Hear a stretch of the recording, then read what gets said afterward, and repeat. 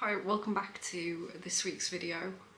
I just wanted to come on and make a quick introduction just to say this video is footage from my trip to London at the beginning of January. I went for a couple of days for my birthday. It was really nice, and while we were down there we went to visit some cool places. My plan was to make a vlog showing you guys around, but it didn't quite work out that way. We didn't have a lot of time between places. We were kind of hopping between hotels, and it was quite a tight schedule to get everything in. And then my plan was to take you around the art shops in Covent Garden, which is, you know, I used to work near there a couple of years back, and I thought it would be nice to go back and go to the art shops. But the weather was horrendous, it was super busy, so it didn't quite go to plan. We did go, and I went to the London Graphic Centre. I got a couple of bits which I'll show you at the end of the video if you want to see what I got. But yeah, I just didn't want to waste the footage, so...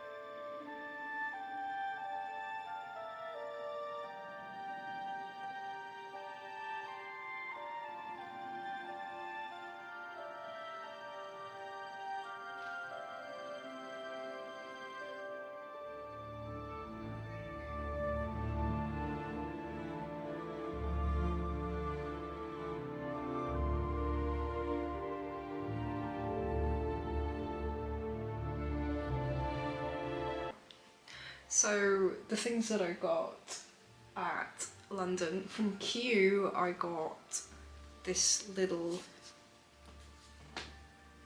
tiny little, I think it's about A6, watercolour paper pad. They sold art stuff at Kew, which I found a bit unusual, but I guess they have a lot of exhibitions and things on, so it's not that strange.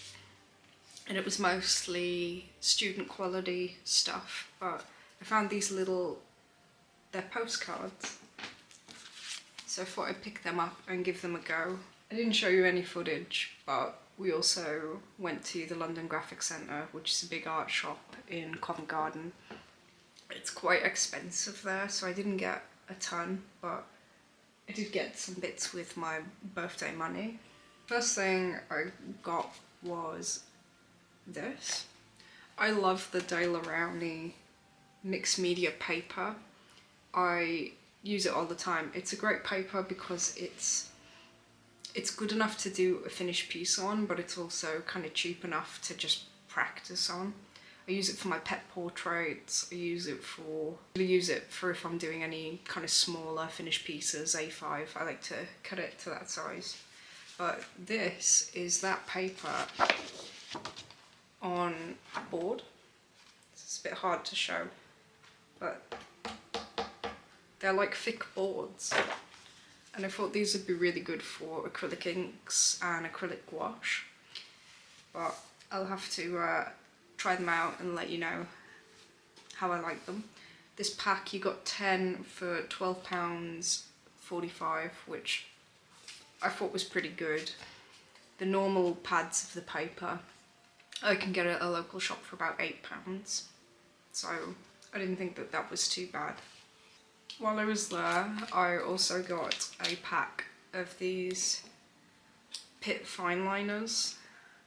These are by Faber-Castell, and you got 4 in a pack. I've already opened them and been using them.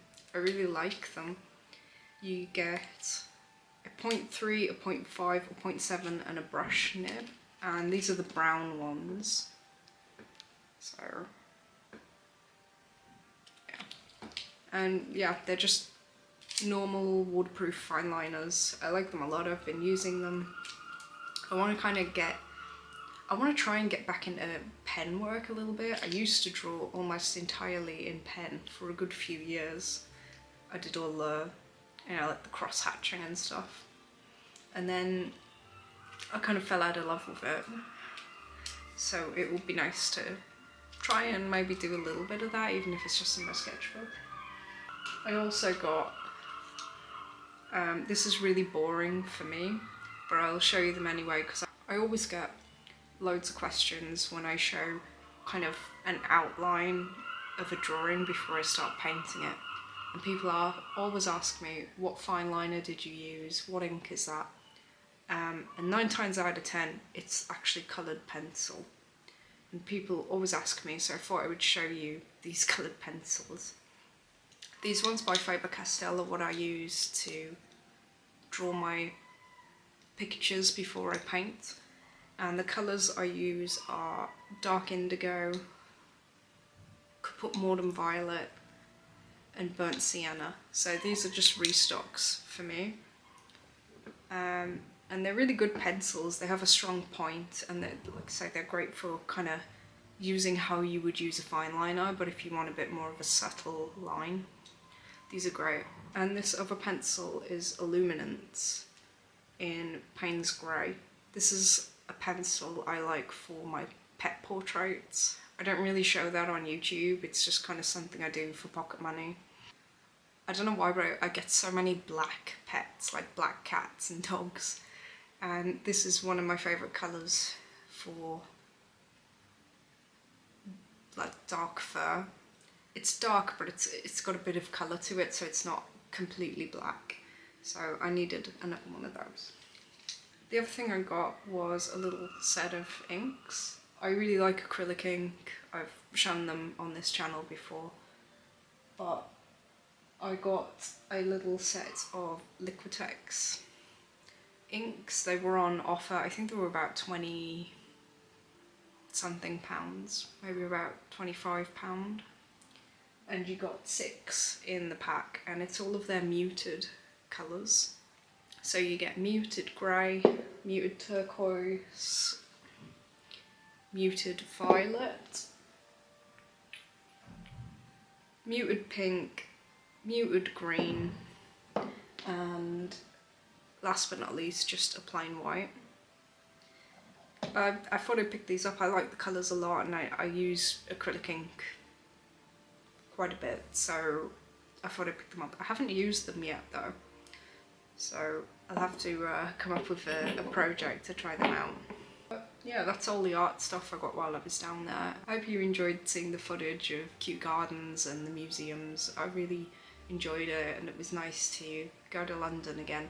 Thank you for watching, guys, and I'll catch you soon, maybe next week, maybe in a couple of weeks, we'll see, but thank you again, and I'll see you guys later.